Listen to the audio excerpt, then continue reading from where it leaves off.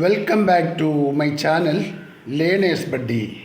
നാം ഇപ്പോൾ പഠിക്കുവാൻ പോകുന്നത് NCERT സിലബസിലെ 4ാം ക്ലാസ്സിലെ ദ വാട്ടറിംഗ് റൈം എന്ന പോയമാണ്. നമുക്ക് ആ പോയൊന്ന് വായിക്കാൻ കേട്ടോ. Early in the morning or in the evening hour are the times to water every kind of flower.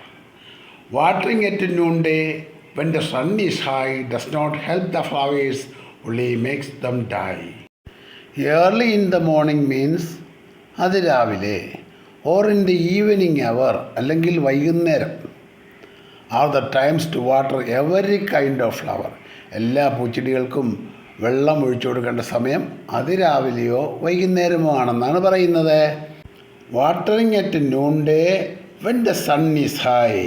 സൂര്യൻ ഏറ്റവും ഉച്ചസ്ഥായി നിൽക്കുന്ന സമയമുണ്ടല്ലോ, അത് noonday-ക്കാണ്, ഉച്ച സമയത്താണ്. അപ്പം നമ്മുടെ തലയ്ക്ക് മുകളിൽ അങ്ങ് ഉയരത്തിലല്ലേ സൂര്യൻ നിൽക്കുന്നത്. ആ സമയത്ത് വെള്ളം ഒഴിച്ചാൽ it does not help the flowers. അങ്ങനെ വരുമ്പോൾ അത് പൂക്കൾക്കൊന്നും യാതൊരു ഗുണവും കിട്ടുകയെന്നാണ് പറയുന്നത്. ഉച്ച നേരത്ത് ആരും ചെടിക്ക് വെള്ളം ഒഴിക്കാറില്ല. അങ്ങനെ ഒഴിച്ചാലോ ഓൺലി മേക്സ് ദം ഡൈ. പൂച്ചെടികളെ അതങ്ങ് ചത്തുപോവുകയേ ഉള്ളൂ എന്നാണ് പറയുന്നത് ഉച്ചയ്ക്ക് വെള്ളം ഒഴിച്ചാൽ. Also when you water at the Roots. നിങ്ങളെ ചെടികൾക്ക് വെള്ളം ഒഴിക്കുമ്പം എവിടെയാണ് ഒഴിക്കേണ്ടത്? അറ്റ് ദ റൂട്ട്സ്, അവയുടെ വേരിരിക്കുന്നിടത്താണ് ഒഴിക്കേണ്ടത്. മനസ്സിലായോ? Flowers keep their mouths where we should wear our boots. നാം നമ്മുടെ ബൂട്ട് ധരിക്കുന്ന കാൽപാദത്തിലില്ലേ, അത് താഴെയാണല്ലേ, അതുപോലെയാണ് ചെടികളിലും. അവയുടെ വായ വേരുകളില്ല, ഏറ്റവും താഴ്ന്ന ഭാഗത്താണ്, മണ്ണിൻ്റെ അടിയിലാണ് ഈ പറയുന്ന വേര് സ്ഥിതി ചെയ്യുന്നത്.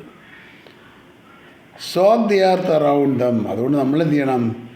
ചെടിയുടെ താഴെ മണ്ണ് കുതിർത്ത് കൊടുക്കണം. Then through all the heat the flower will have water for there thirsty feet. അങ്ങനെ ചെയ്താൽ ഈ ചൂടുള്ള സമയത്തെല്ലാം flowers will have water for there thirsty feet. അവയുടെ ദാഹിക്കുന്ന കാലുകൾക്ക് ആവശ്യത്തിന് വെള്ളം മണ്ണിലുണ്ടാകും. ഈ പോയം എഴുതിയത് P.A. റോബ്സ് ആണ്. ഇനി നമുക്ക് ന്യൂ വേർഡ്സ് നോക്കാം. ന്യൂ വേർഡ്സ്: അവർ മീൻസ് മണിക്കൂർ. വാട്ടറിങ് ജലസേചനം ചെയ്യുക, വെള്ളം ഒഴിച്ചെടുക്കുക ചെടികൾക്കൊക്കെ, അതാണ് വാട്ടറിങ്. noonday ഉച്ച സമയം. ബൂട്ട്സ് പാദവും കണങ്കാലും മൂടുന്ന വലിയ ചെരുപ്പിനാണ് ബൂട്ട്സ് എന്ന് പറയുന്നത്. അത് കൃഷിപ്പണിക്കൊക്കെ ഇറങ്ങുമ്പോൾ നമ്മൾ കാലിലിട്ടുകൊണ്ട് നടക്കുന്നതാണ്. സോക്ക് മീൻസ് കുതിർക്കുക. ഹീറ്റ് മീൻസ് ചൂട്. ഹീറ്റ് എന്ന് പറഞ്ഞാൽ ചൂടെന്നർത്ഥം. Reading is fun.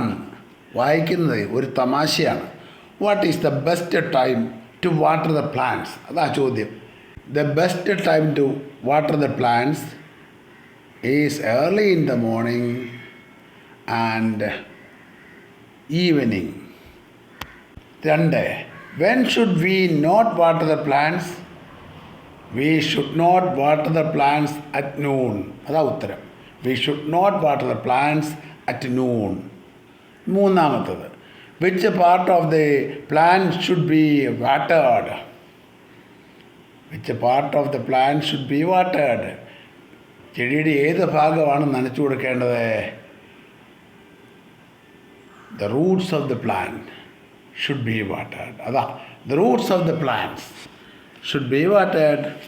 ചെടിയുടെ വേരുകളാണ് നനച്ചു കൊടുക്കേണ്ടത്. അടുത്ത word building. Place letters in the right order to form the names of the flowers. ഇവിടെ അക്ഷരങ്ങളൊക്കെ അങ്ങോട്ടും ഇങ്ങോട്ടും മാറ്റിയും മറിച്ചോ തന്നിരിക്കുന്നത്. അതുകൊണ്ട് നിങ്ങൾ എന്ത് ചെയ്യണം? ആ അക്ഷരങ്ങളെല്ലാം ക്രമമായിട്ടെടുക്കി ചെടിയുടെ അല്ലെ പൂവിൻ്റെ പേര് ശരിയാക്കി എഴുതണം. മനസ്സിലായോ? ആദ്യത്തെ PAETWEES അത് നമ്മൾ എഴുതുമ്പം ആദ്യ എസ് തന്നിരിക്കുന്നത്. അപ്പോൾ സ്വീറ്റ് പി എന്നാ വേണ്ടത്? സ്വീറ്റ് പി എന്നാ ആ പൂവിൻ്റെ പേര്. Sweet P, SWEETPEA, sweet P. അടുത്തത് MARAIDOLG. അത് മാരിഗോൾഡ് എന്ന വാക്ക് മാറ്റി എഴുതിക്കുന്നതാണ്.